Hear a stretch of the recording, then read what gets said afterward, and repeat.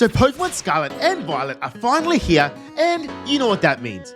Well, of course you do. You read the title. This Pokemon Master, his words, not mine, is going to Hardcore Nuzlocke the game with the rules on screen now.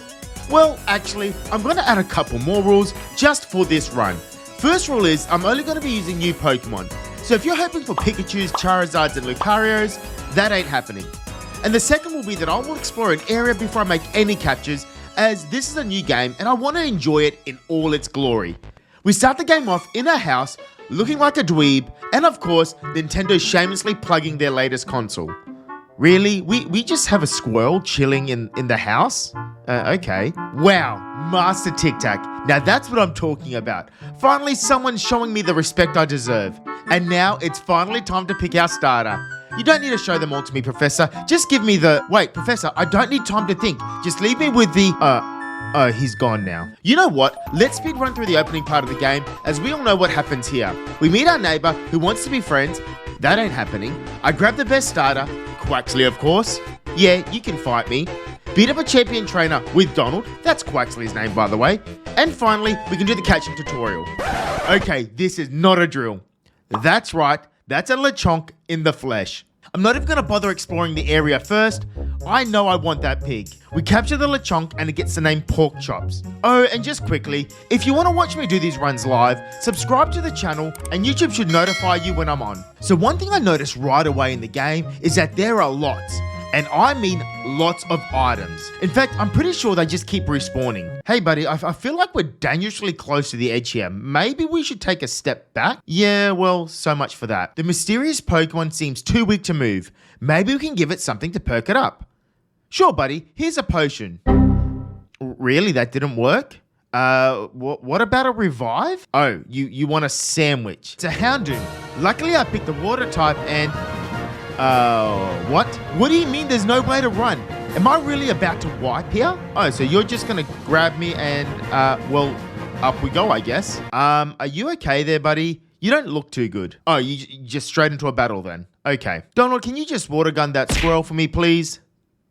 Thank you. Okay, you better believe that when we run into a black Taurus, that thing's joining the team. Speaking of joining the team, we're in the next area and we can find a Pawmi who gets the name Sparky. We then spend some time collecting items and battling trainers, although it looks like one of them's had enough and apparently wants to throw hands. We clear the area thoroughly, and as soon as we get to the academy, our rival, Nemona, shows up for a battle. Honestly, why do they even offer the no option if we can't use it? She leads with Fuecoco, so it just takes a couple of water guns from Donald before we can take it out. Next is a Pawmi, and...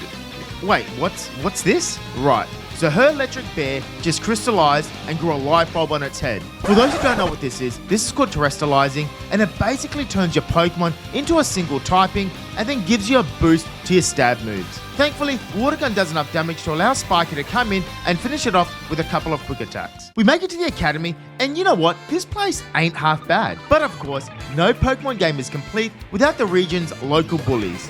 Here in the Paldea region, we have the all-terrifying Team Star to deal with. We swoop in just in time to save a local student from their clutches, and, is she okay there?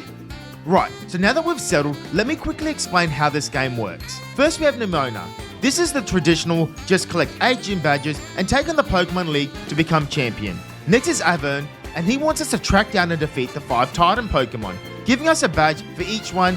This is important as this upgrades our ride Pokemon to do more things. And finally we have Cassiopeia. She wants us to take on the 5 Team Star bases, and with each leader we defeat, we get a gym badge and the ability to craft more TMs. Naturally, I start with the one that I'm most familiar with, and we start with a gym challenge. Before anything, I do spend some time exploring, and I find a new team member, Mischief. She is caught and she gets the name Marnie. After spending some time exploring the area, our beloved Donald, the Quaxley, is ready to evolve. And, well, I'm not really sure how I feel about this. I mean, we went from this to this. Okay, just quickly before we get to the gym battles, I actually have no idea what the level caps are for any of the battles in this game. In fact, I have no idea which order I should be taking on any of these missions to begin with. so just keep that in mind. Before we can take on the gym leader, we have to play a bootleg Rocket League, and we need to kick this giant olive in the goals. With the gym challenge complete, we can now take on Katie, the bug type gym leader. And well, this goes about as well as you'd expect. Donald goes on a bit of a rampage and can deal with a nimble with the wing attack. Tarantula is next, but a wing attack followed up by Aqua Jet gets the kill. Finally, she brings in her ace, and wait, what? It's a Teddy Ursa? Since when was that a bug type? And then it clicked. This Teddy Ursa can terrestrialize into a bug type. Although let's be honest, this was never really going to stop Donald, as we can terrestrialize ourselves and take it out with back-to-back Aqua Jets. We take a photo together, and that's one gym down. We do some more exploring, and I find this little guy. I then catch a Shark Cadet, and I give her the name Pyra before adding her to the team. Enrique, the student? Yeah, I ain't buying that. This guy's at least 50.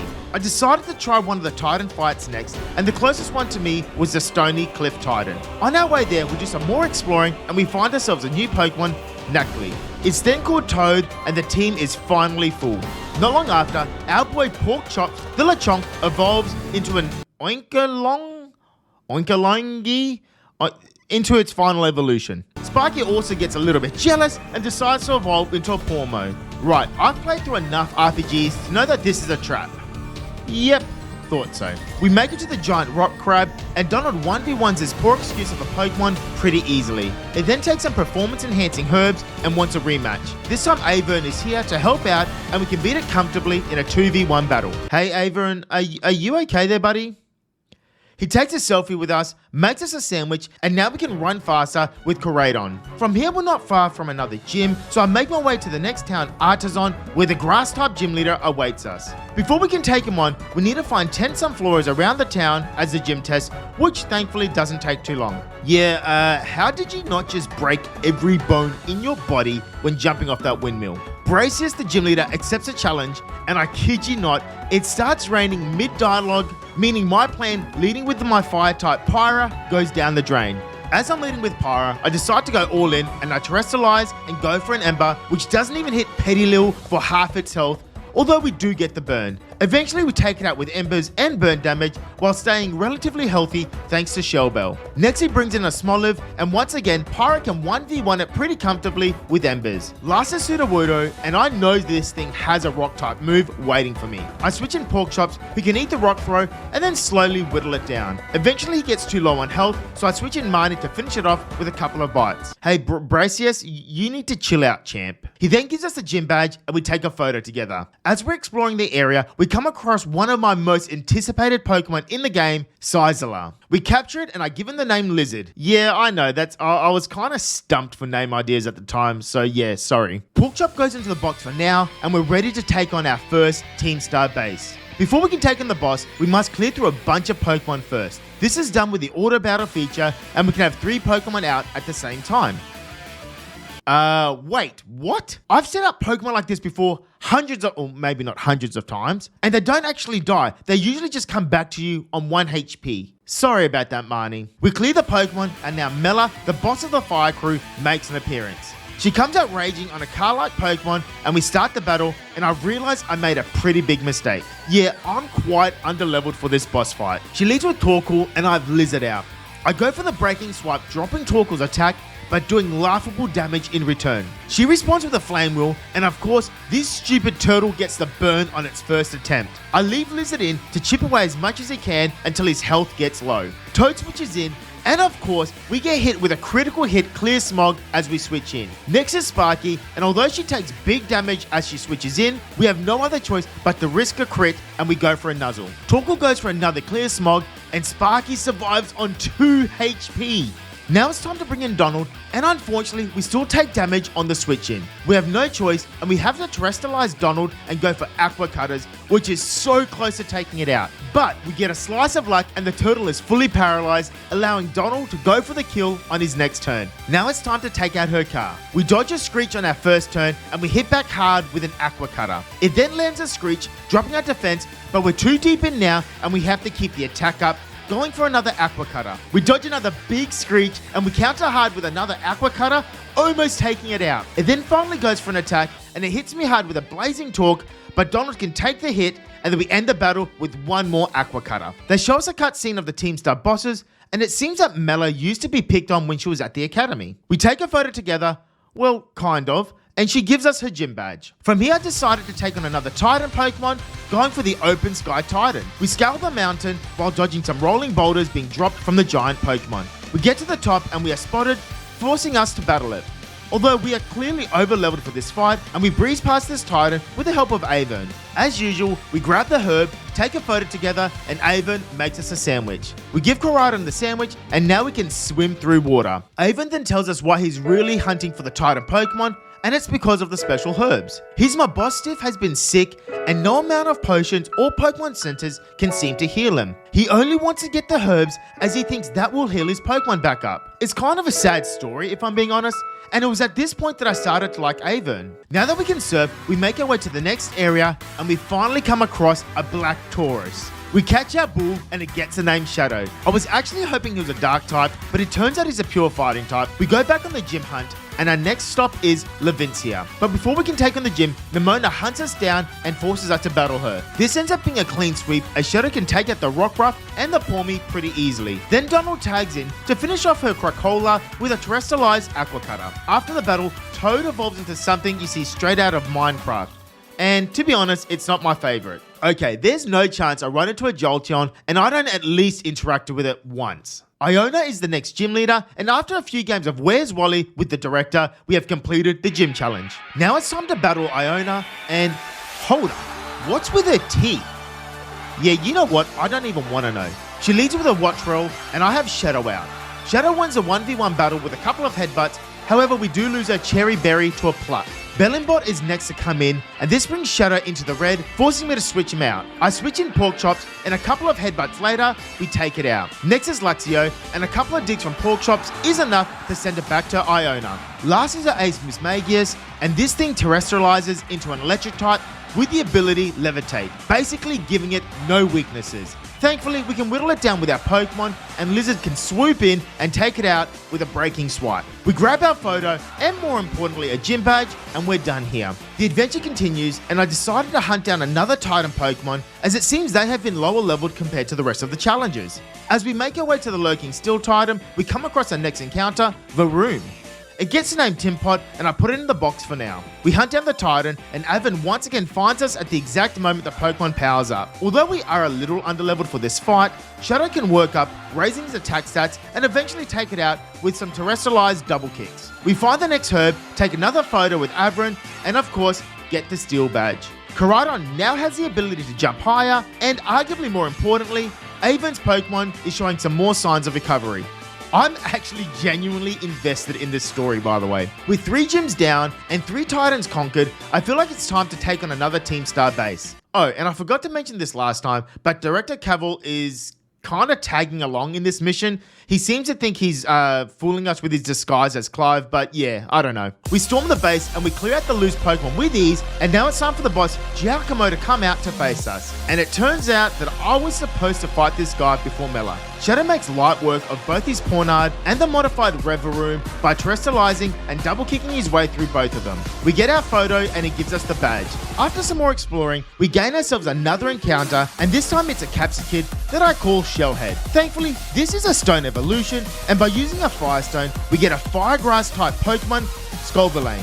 Next, we need to return Kaskaruff's gym leader's wallet as part of the gym challenge before buying some seedweed for 50,000 Pokédollars. Yes. We head back to the gym, and now Kofu is ready to battle us. He leads with Veluza, and I have Shellhead out. Wasting no time, I terrestrialize straight away, and I go for a loaded dice, Bullet Seed, taking out the fish in one turn.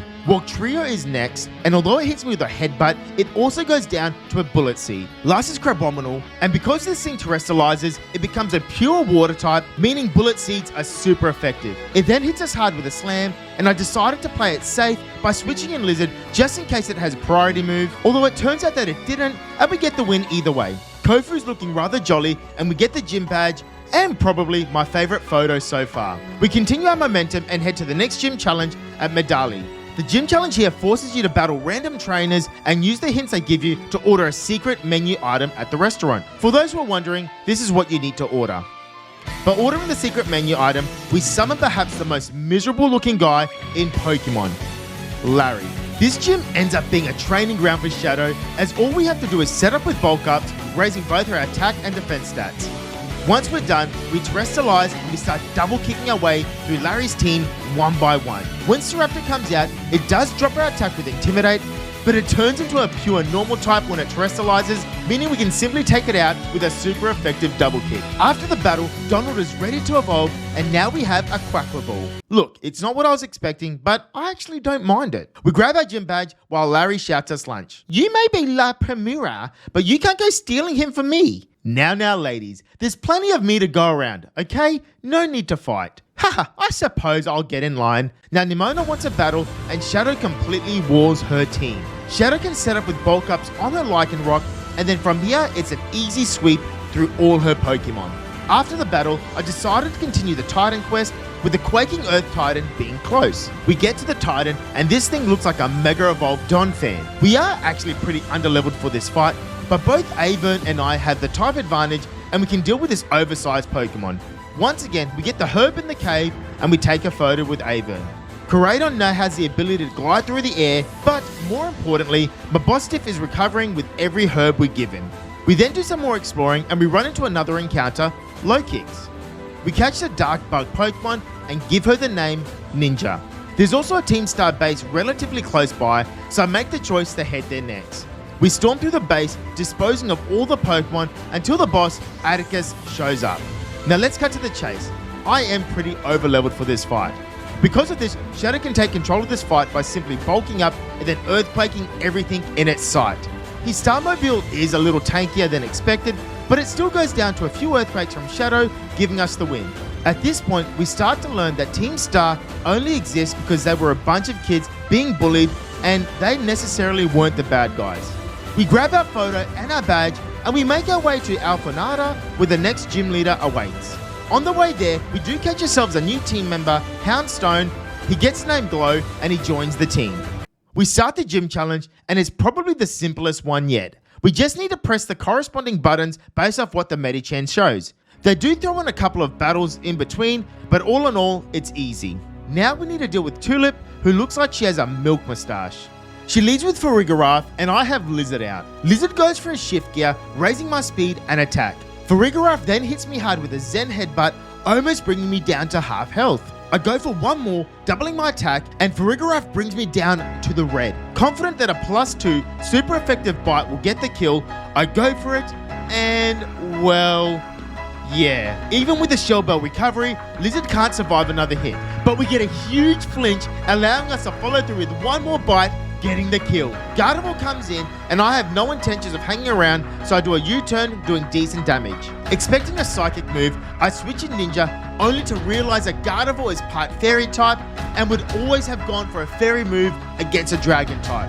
Yeah, that was a very stupid and avoidable death. Lizard comes back out, and this time a U-turn is enough to take it out. I decide to switch in Glow, and she brings in Espartha. I terrestrialize it, and I take out Espartha with a last respect after eating a Shadow Ball. Her Ace Florges comes out and becomes a pure Psychic type, losing its stab on Moonblast, allowing me to survive a hit. On top of that, it is now weak to my Ghost move Last Respect, and we can take it out in one hit, giving us the win. We take a photo together, and she hands over the gym badge. As we head towards the Snowy Mountain, there's a Fairy type Team Star base nearby. I spent some time leveling up Timpot, as a Steel Poison type seems like the perfect Pokemon for this situation. After a bit of time, it ends up evolving into Reveroom.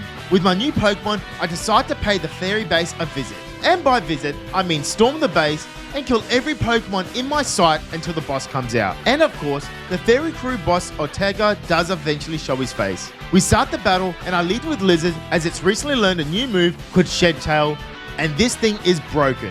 Lizard creates a substitute, allowing me to bring in Tinpot with a substitute already up. Azumarill goes for a Play Rough, and because we quad resist fairy moves, we can easily set up with Shift Gear. We then Poison Jab the Azumarill, taking it out. Dashbud also stands no chance, and it falls to a single Poison Jab. Next is Wigglytuff, and just like the rest, it can do nothing as it dies in one hit. Last is his Starmobile, and we can safely take it out with a few more Poison Jabs, defeating Ortega. It's around this point of the game where you start to feel sorry for Team Star and their situation. But we have no time for a sob story, we get our badge and photo, and then we leave. Next on the agenda is Montenevra, and this is where the ghost type gym leader is. Before we can take her on, Nimona wants a battle, but this goes exactly like the last battle, with Shadow sweeping her team. The gym challenge is taking on some trainers in double battles, and it's here where I realize that I'm way too overleveled for this gym. We're about 10 levels higher, and obviously we have no problems beating them all. Regardless, we head to the stage and take on the gym leader Rhyme. I was kind of disappointed as a double battle would have been a decent challenge for the run, but honestly, I had no idea that we were meant to take her out early.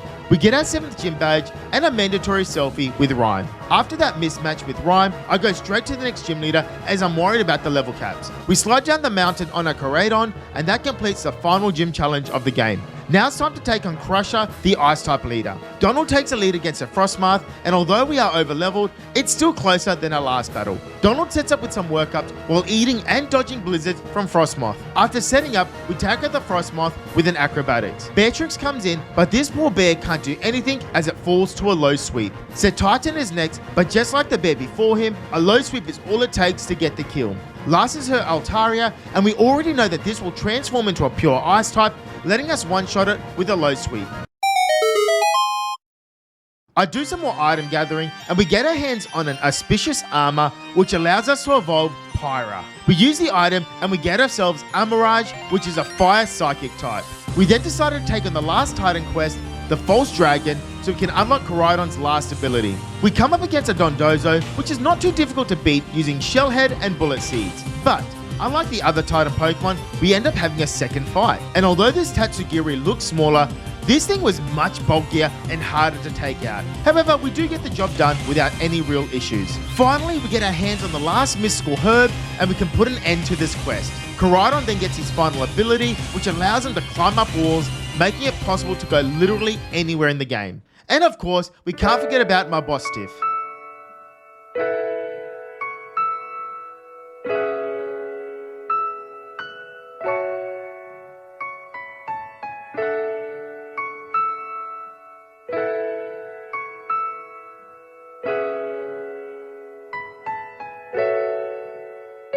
I'm not crying, you're crying. Now that we've helped Avern, we need to make our way back to the lighthouse to finish off the storyline. It turns out that Avern's mum, Professor Sada, has been trapped in Area Zero and needs our help to escape. Avern then wants us to battle to see if we're strong enough to go, and it turns out that we're underleveled for this fight. Thankfully, I've led with Lizard, allowing me to shed tail safely into Tin Pot. As we get in, Body Slam doesn't break the sub, allowing us to get up a free shift gear. Greedent then goes for an Earthquake that will easily destroy the substitute. Because of this, we go for a Magnet Rise, becoming immune from ground moves for 5 turns. We get to +3 in attack with Shift Gear, and Greedent still takes the hit. Thankfully, we get a HP back from Shell Bell, and we get a big flinch. This allows us to safely set up one more time with Shift Gear and start sweeping. My boss Sif does intimidate us when switching in, so I do Terrestrialize, but it still survives in Iron Head. Thankfully, we eat a Fire Fang, and we can finish off the battle with one last Iron Head. From here, I decided to take out the last star base before we take on the Elite Four. As usual, we storm the base and we clear through all the Pokemon, getting the attention of the boss. It's not long before Eerie, the final boss, comes out to face us. We lead with Lizard against a Toxicroak, and we go for a Shed Tail to safely switch in Pyra with a sub up. Toxicroak goes for a Brick Break, but as we resist it, we keep the sub up. I decide to go for a Flame Charge first to raise my speed, making sure we can outspeed anything she throws at us. Toxicroak goes for a Sucker Punch, breaking the sub, but giving me a great idea. Because he's going for Sucker Punches, we can comfortably set up Calm Minds while not taking any damage from Sucker Punches. Once she runs out of PP for Sucker Punches, Pyra begins the sweep. On a side note, this Primate evolution looks amazing and I can't wait to use it in a future run. Even a Starmobile forces a single Psyshock, ending Team Star once and for all. Well, not quite. The big boss is still out there. We get our selfie with Aerie and the last gym badge in the game.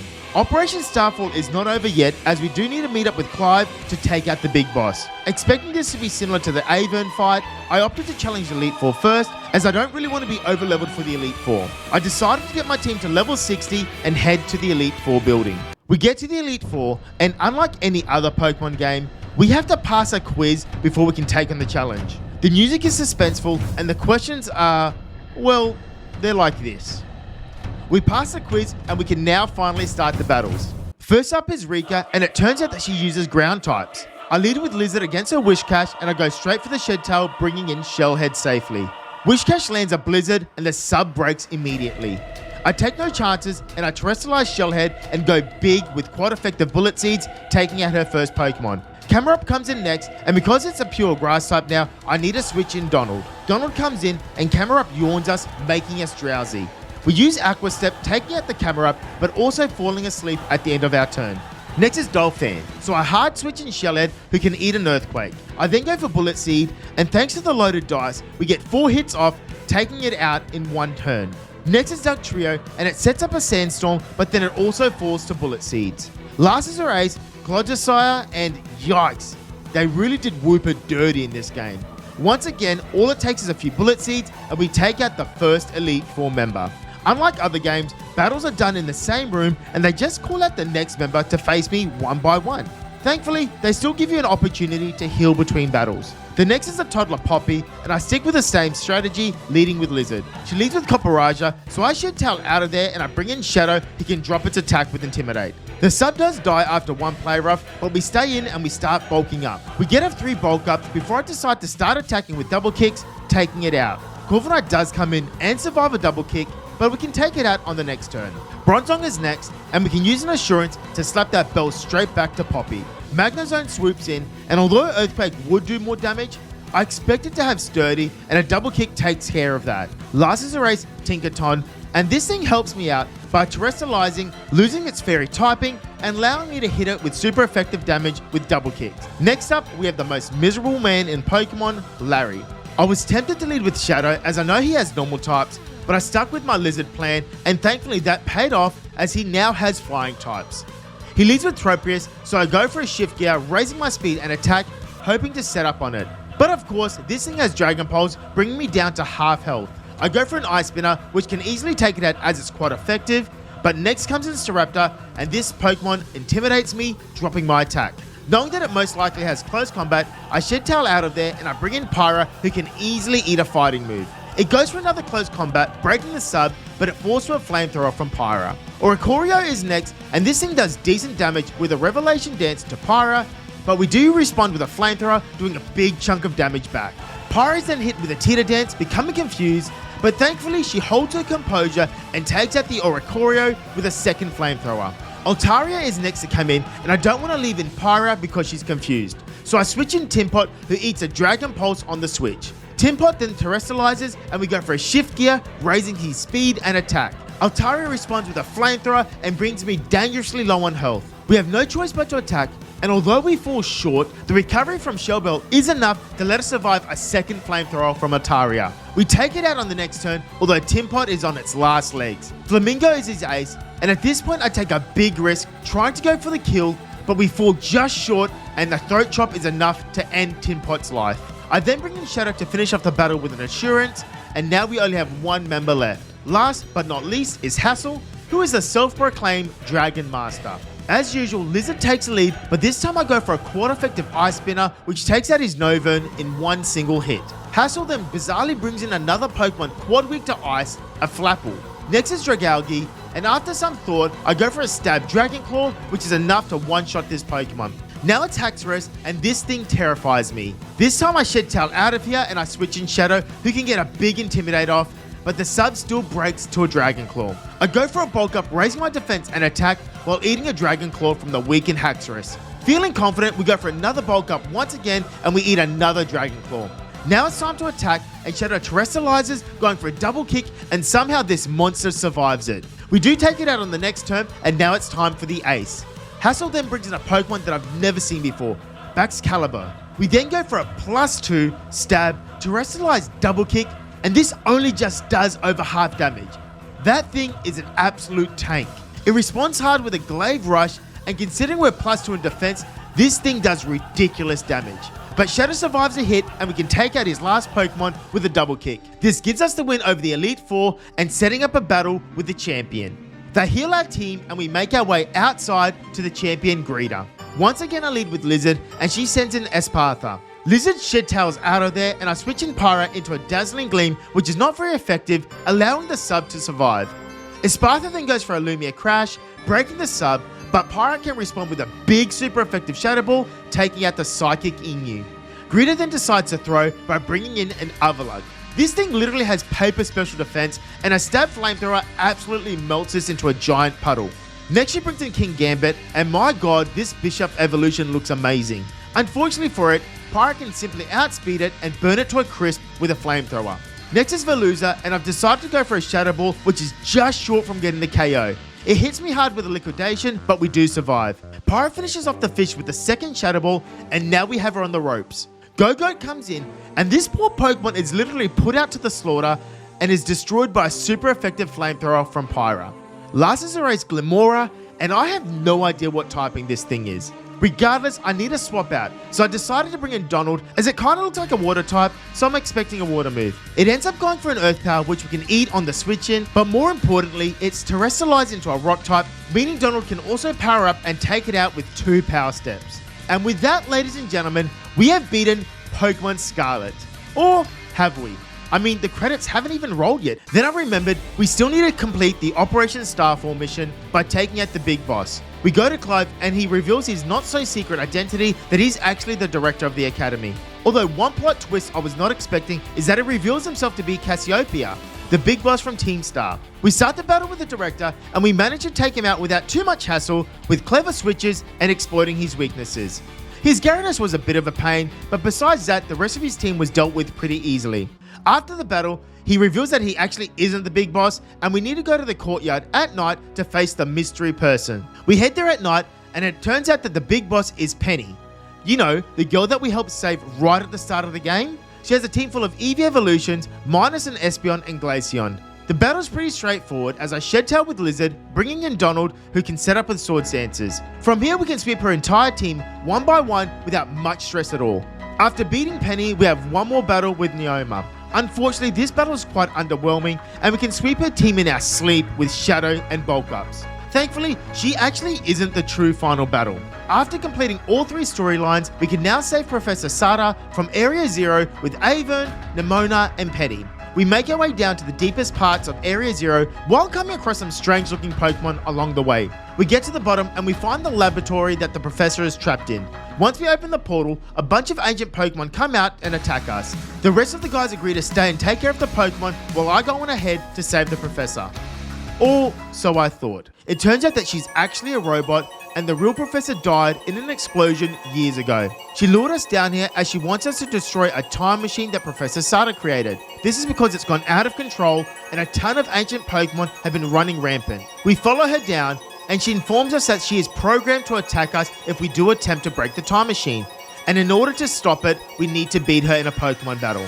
I know that's a lot to take in, but in a nutshell, we just need to beat her in a Pokemon battle. We lead with Lizard, and she is a Volcarona looking Pokemon called Slitherwing. Lizard goes for the Shed Tail, and I bring in Donald as I'm hoping it's part Fire type. However, on the switch-in, she does break my sub with a low sweep. Donald dodges a big Zen Headbutt, which is huge, and then doubles his attack with a Sword Stance. The next Zen Headbutt lands, doing big damage, while Aqua Step is just short from getting the KO.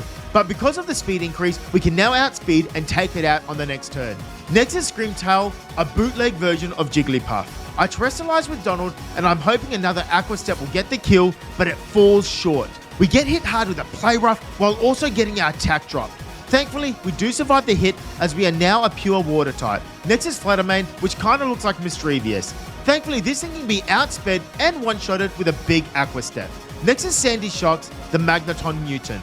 I go for a low kick hoping it's still part Steel, but unfortunately it's not and it survives the hit. We then get hit by a big discharge, and with that, our starter Pokemon Donald falls in battle.